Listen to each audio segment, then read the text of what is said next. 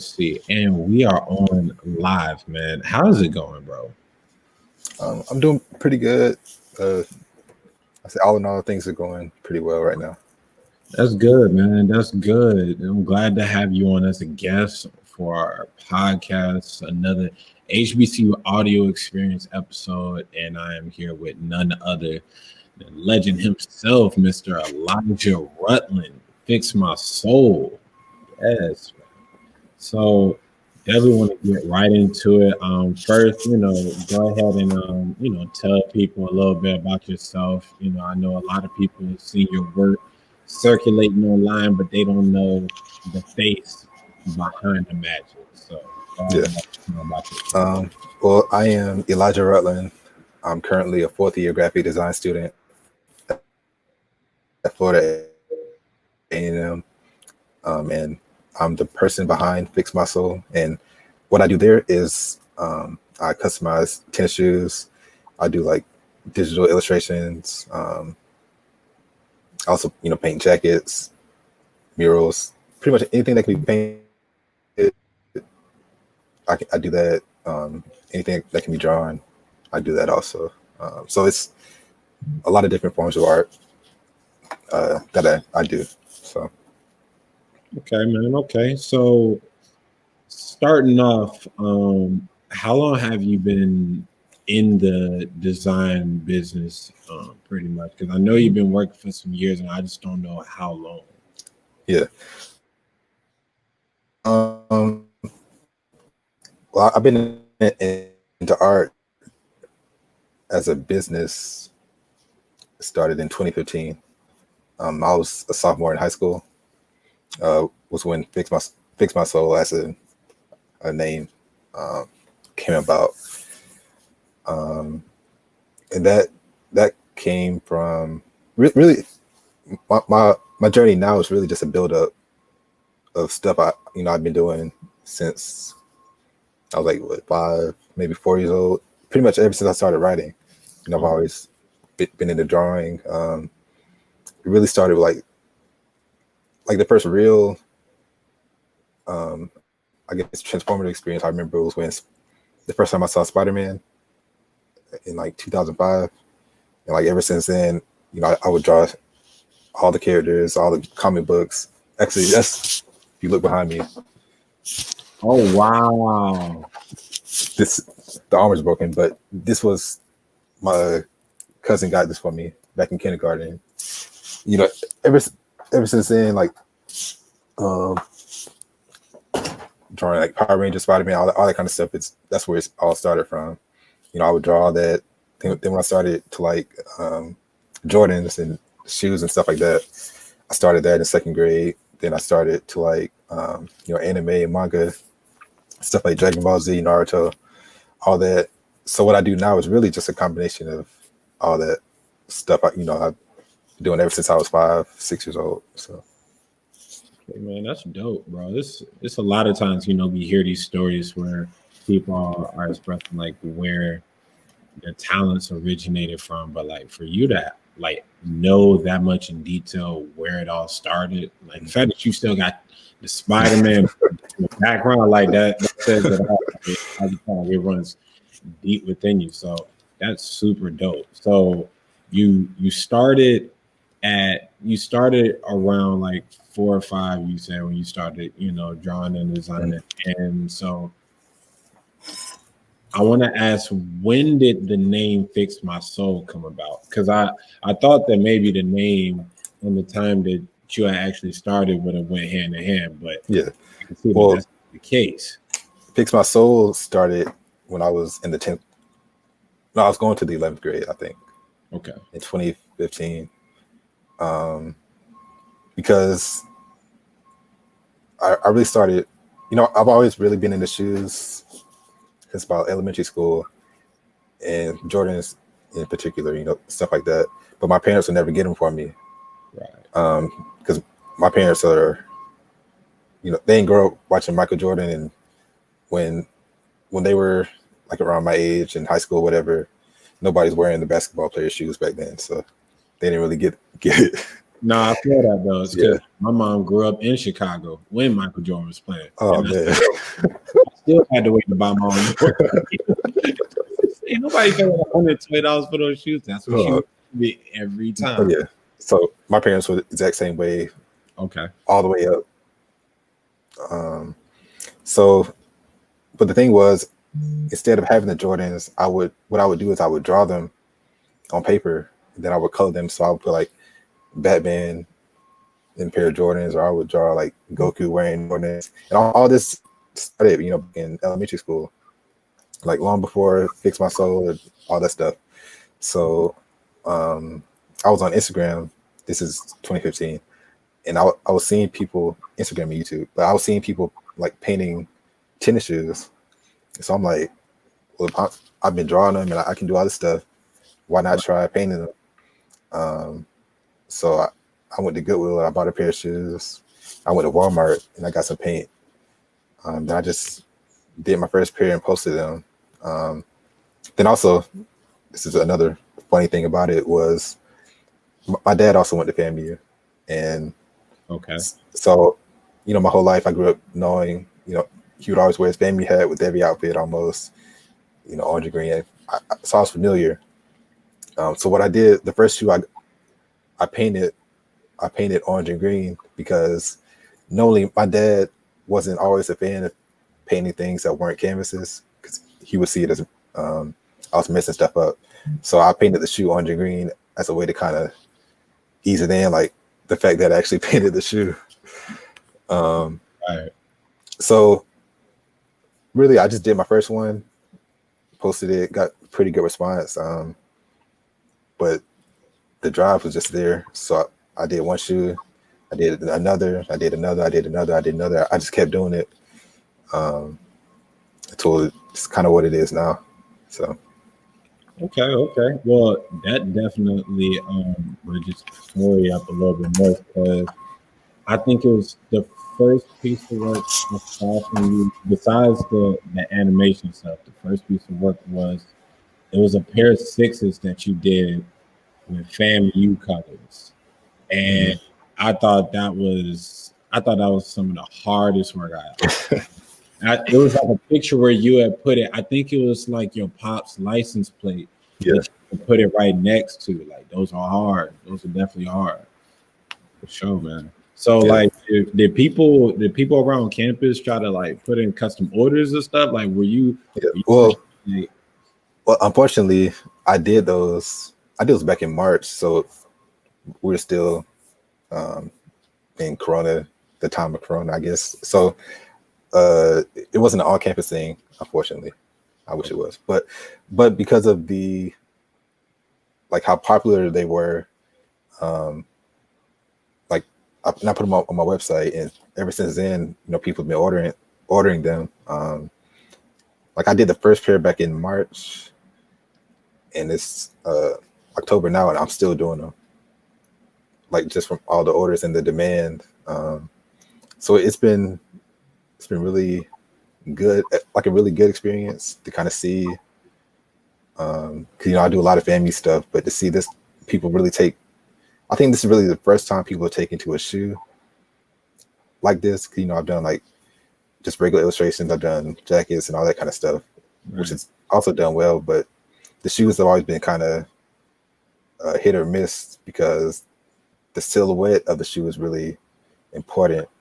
And then you kind of have to figure out, because everybody doesn't wear Jordans, everybody doesn't wear Air Force One, so it's always a little tough to kind of figure out like a perfect balance between the two, but it really worked out. Dope, man, dope. So are you still like working on different models of the Jordans, or you just wanted that was just a test run that you stretch out to other shoes? Yeah, I'm actually working on some designs for other family models. Actually, I have one behind me actually, but yeah, I definitely want to. We will. So you can hook them up on a sneak peek. Yeah. I mean, well, this one was actually what's called a one of one. So I'm only doing one of it, but Exclusive. Yeah. Exclusive. So this is the box. I redid the lid. So normally, hold on, let me show you. Normally the box will look like this. Right. We'll just have the Jordan logo in flight underneath it. So I did that, and then this is, hold on, it's reversed, but this is the shoe right here. Oh yeah, that's cold. Then Oh yeah, that's cold. So yeah, I definitely plan to do more stuff like this. Those will be posted, I think, by this weekend, hopefully. So. Oh yeah, those are cool right there. Yeah. Y'all gonna be pulling up to the class whenever I up with some different energy. Peppy out there. Those are cool, man. I like those. Thank you. So, the next question I had, because I'm just now starting to get more and more into your design work. The first interaction I think I had with your @ handle is the Black Ralph. The Black Ralph is an all-time classic, not only in like meme, but just HBCU culture, because everybody has used it and nobody probably knows the origin story behind it. You got to let us know, like, how did that come about, and like how did you see it blow up so fast, in your opinion? Yeah. Well, for like maybe a few weeks before I made it, I saw people posting like the original Rolf character. Yep, who has like blue hair, and he was standing by the window also. And I thought it would be funny because something I don't do it as much as I used to, but something I would do would be to draw like popular characters that we all knew who weren't Black, but put them in like Black scenarios. So I just thought it would be funny to do that with Rolf. So I just drew him to look like me. Then I changed the caption. The original caption was, "People really out here thinking that I make free art," which, you know, as an artist or a creative or person who does anything in that field, that's definitely something that most of us could relate to. It's really all I did. I just thought it was funny. I just drew it like myself.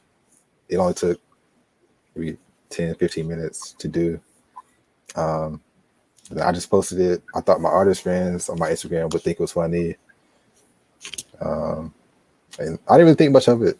I thought it was funny, but next thing I know, probably later that day, I was seeing people just they would take the picture and change the caption, and soon it went from just the caption to the hairstyle to the clothes to I was just seeing everything. Then just on my end, I had a couple more ideas for like different versions I wanted to do. So I did one with the March 100. I did one with like Colin Kaepernick. I did a few others, but I mean, I had no idea that something I did in 10 minutes would be seen by millions of people all over the world. And what's funny, I drew it 2 years ago, actually the beginning of this month, 2 years ago. And people still come up to me and ask me about it, or sometimes I'll post like throwback ones I did, and you know, people still laugh at them. I mean, it's crazy. I never would have expected it. That I remember that very vividly. Now that you mention it, it does add up with the time sequence around the side, because I think you released it around the time that the Florida Classic was coming up, especially 2 years ago. And now that you mention it, that FAMU Marching 100 one, that was a hit. That right there but oh my gosh, I remember it. Everybody was customizing it with their hair. They started putting bonnets and as on raw. I was like, yo, that right there was classic. So with all the exposure that you got, just off of your work, I know eyes from the outside looking in, they had to start drawing in more and more following Yeah, yeah, and that ended up being a good part about it was more people were drawn to my page so they could see. So some of the work that I might have spent 10 hours on that I didn't think people really saw or took to. Now the new people coming in were able to see it and appreciate it on the back end. So because what I didn't want to happen was people to see me as a meme creator. right. Because I created a meme, but I'm not, that was just one thing that I did one time that just happened to blow up. I've been doing, I got 4+ years of work in my portfolio that, that I do on the daily. So, Right. more people were able to see that. I was able to, I did like, well, I still have like pins that I got made of different characters. I mean, and also the other thing that happened from it was people, it was like different Instagram pages and stuff. They took a picture of me and the meme when I got my internship last summer. Yeah. And they would, I don't know how to say it or phrase it right, but it was like an article almost. They would post that saying Black Roth creator got an internship. So it went from people, like when I go out in public, people only recognizing me, like if I had on a pair of shoes that I painted or a jacket or something, I could go out in just all regular clothes and then people would recognize my face, which is something I'm still kind of getting used to, but I mean overall it's just been really great, getting to meet different people, people seeing a meme and probably not having the biggest expectations, but then they see all the other stuff I've done and they're like, oh, he really like this wasn't just a one-time thing. So Right. It's just hard work that just happened to reach that yeah. right moment to just put things in skyrocket. I totally feel it. So I did hear you mention, the internship that you got following, the exposure, with the meme and stuff. So I definitely wanted to ask, like, how was that first internship? I believe it was with Netflix, if I'm not mistaken. It was with Warner Brothers Animation. Warner Brothers. There we Yeah, go. that was Okay. another funny thing about the internet, because the show I was on, it was produced at Warner Brothers, but it's streaming on Netflix. Okay. I guess when people heard Netflix, they just took that and ran with it. I got you. Appreciate you putting it up. But still, that's the studio. Yeah. Hills, the Hollywood Hills. Yeah, I mean, and that one experience, probably more than anything, has been like the biggest just transformation, like life transformation experience, mainly because it really told me that anything I want to do, I have the capability to do it. Because in the animation industry, I say most industries in Hollywood in general, there aren't a lot of Black people. And the number of Black people from HBCUs is even smaller. The number of Black people from HBCUs who are in the arts fields is even smaller than that. So, I mean, for someone, like I don't go to art school. I don't, we don't have all the newest equipment, all the newest software, all the alumni connections. But for someone like me to be able to go in to the industry like that and then do well, that really just like it really gave me tunnel vision and for what I want to do in the future. And I mean, everybody there was cool. It was just I get excited every time I think about it. But hey, look, it's a lot. I mean, yeah. And then that was also like my first time in California. Okay. And then this really made me glad that I go to FAMU and HBCU in particular, because that family network is strong, super strong out there, but also just in general the HBCU network, because HBCUs aren't as big on the West Coast as they are on the East Coast. It really, like, when you get out there, it really doesn't matter what, like, if I went to FAMU, you went to Bethune, it's like we all went to the same school.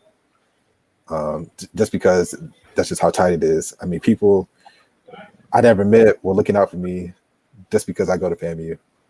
Just even before they even met me, before anything else. And it would have been the same, like, whether you went to Bethune, A&T, North Carolina Central, wherever. And that's the part I really love the most.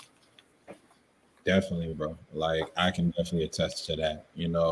Like you said, it doesn't matter what HBCU you went to. At the end of the day, we're so close knit that it's all family. At the end of the day, it's always distant cousins that might get together and talk a little trash when it comes to rivalries, going head to head. But at the end of the day, we only talk trash within our own circles about each other. Anybody else got any problems in full force, because we don't play that. So I definitely understand that. But that's real, bro. So how long were you out there in California for the internship?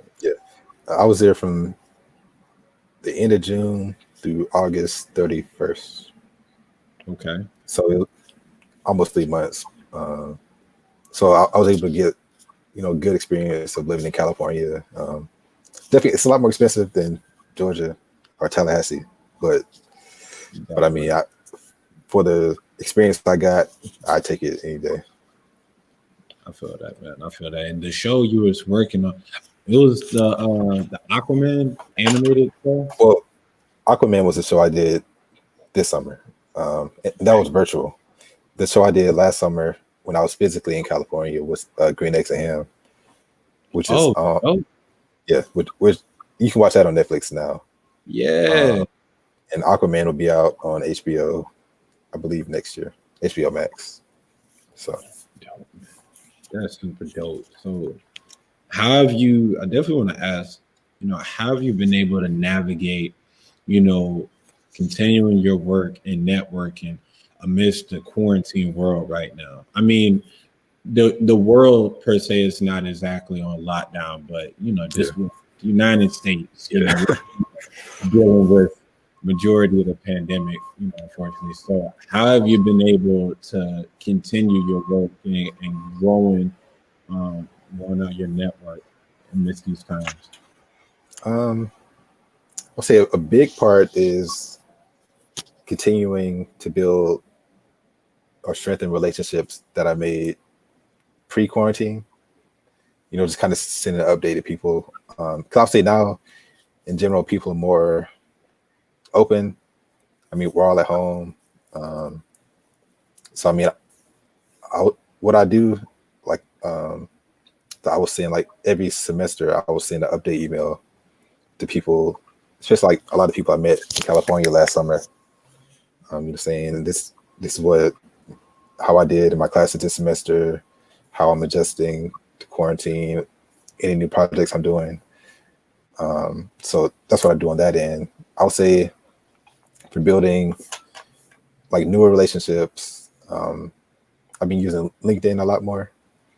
That's really, I think a lot of people sleep on LinkedIn, but that's like where the networking is, the jobs, people that you probably wouldn't be able to meet in person or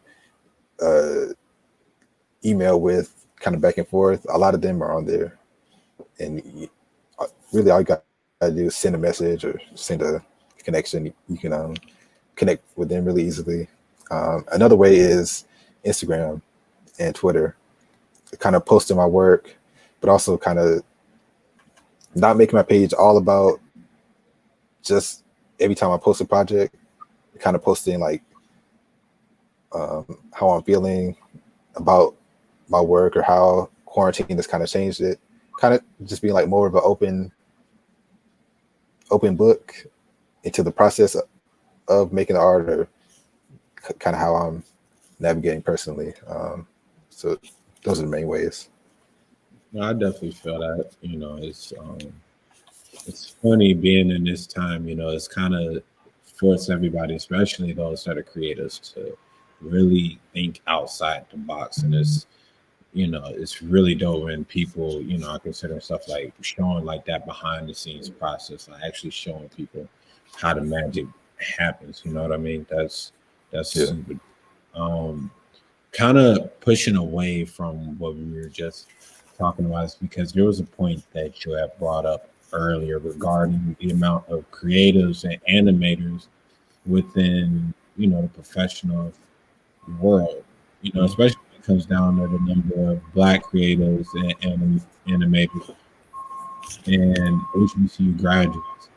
And I wanted to ask you, what was your overall goal going into your professional world fully after you graduate? Because I know you said that you're in your fourth year at FAMU. Yeah. So where's your headspace going as far as what you're trying to accomplish once you go in head on? I'll say once I graduate, I definitely want to start um, at an animation company, most likely Warner Brothers. Considering how things have been going, but I want to start there. It's most likely as a background painter. I'm not 100% sure which role I want to start in, but from a career standpoint, I definitely want to start there, kind of learn, because animation, at the root of everything I love, animation is like the connected medium. Is like I mentioned with Power Rangers, Spider-Man, Teen Titans, like that's Right. all. And from what preschool to now, that's the thing I love. So 2 summers ago, when I found out like these people have a whole career, and this is what they do, I'm like, this is perfect. So I want to start off there, but I also want to continue with Fix My Soul, and ultimately I want that to be like my full, like what I do. Um, so I kind of want to have my hands in like a lot of different pots in regards to art.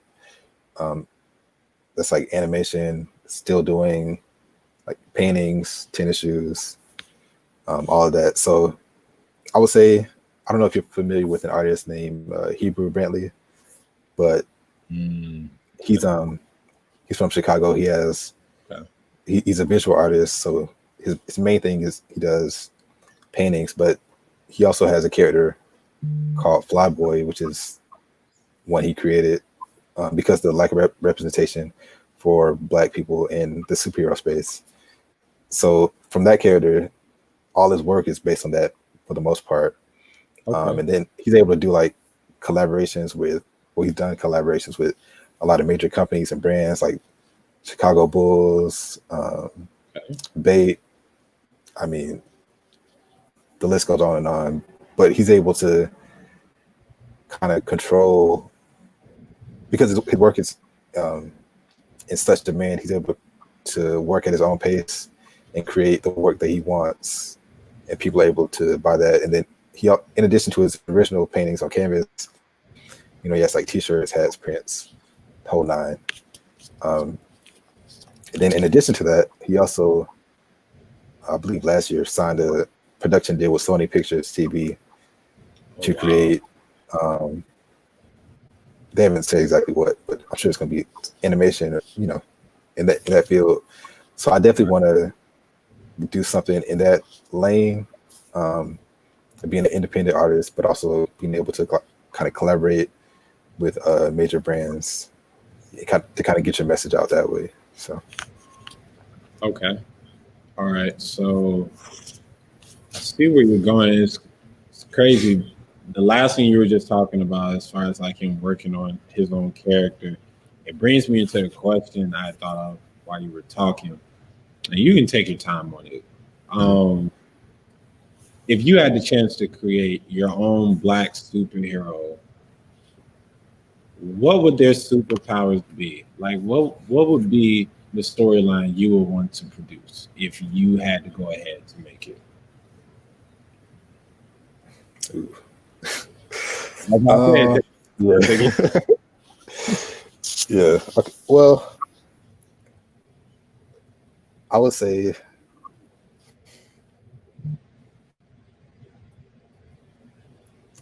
there's a couple of different ideas, but I would say the main one is I just want him to be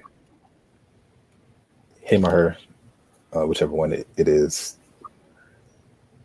I would say discernment would be a very important power that would be like, but discernment itself wouldn't be the power, but it would be the foundation of whatever power. So whether it was like super strength or something like that. Now, I think the one I like the most would be, I'm thinking of, it would be like a boy and girl team where they're artists themselves. One would be like a painter, most likely. The other one would be skilled in like pencil media, kind of drawing, charcoal, that kind of stuff. And there would be like a villain or villain force who, and they took all the color out of the world. So the world is black and white, and the two heroes would be like warriors of color. Something like that. And they would, But that's they'll basically be fighting to bring color back to the world. So they'll be fighting against the black and white force to kind of bring the world back to its color. I'm still kind of fleshing out the idea, but it would be something along that line. Just, yeah, I'm not exactly sure what the power would be, but, and I wouldn't want it to be something like they just like super strong or they just break stuff, right. But I want it to be a kind of, I don't know if you've seen any of Trevor Noah's stand-up specials. Yeah, but yeah. But the thing I like the most is how he's able to take like the most serious of subjects, like break it down into a way where it's easy to understand. But if you're knowledgeable about the subject, it's that much more funny. So I want it to be something where complex real life situations are broken down to a point where kids can understand, but also adults who like animation, or even adults who don't like animation, can understand. And it's really a show of substance in entertainment, but also substance to where like you're not just kind of watching it, but you're getting something out of it when you watch it. I think of any show that I create in the future, that's what I want it to be about. Substance and also representation for Black people. And also representation for Black people, not in a traditional playing basketball, football, rapping, and it's nothing against those fields, but like just there's got to be something more, because we haven't met in person, but I'm 6'4", so I'm really tall, and yeah, so you know what you get asked on a regular. Yeah. Yeah, you're not playing basketball, you're not playing football, and it's like, I get I'm tall, but like there's more stuff to do.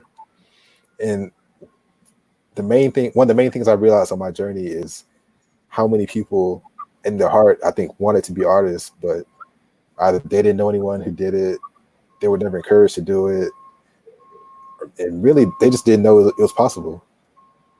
But because basketball, football, it's stuff like that is all they've ever seen, that's all they knew to do.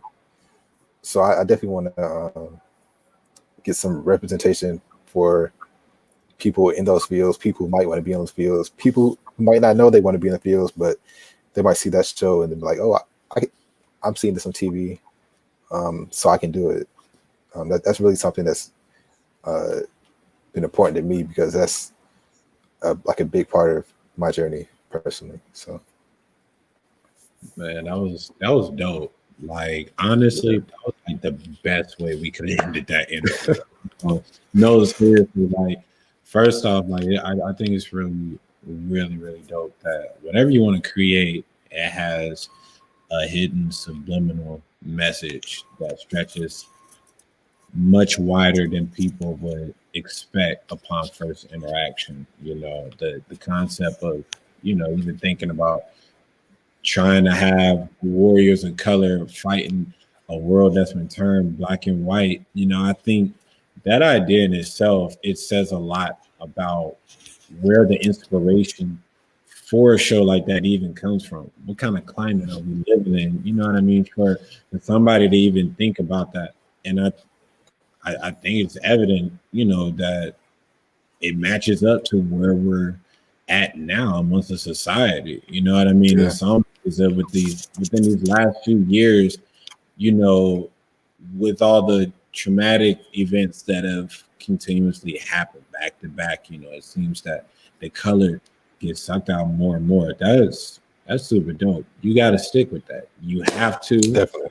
And, you know, you really got to, because I got to make sure, is because when it does come out, I got to talk my trash and say first.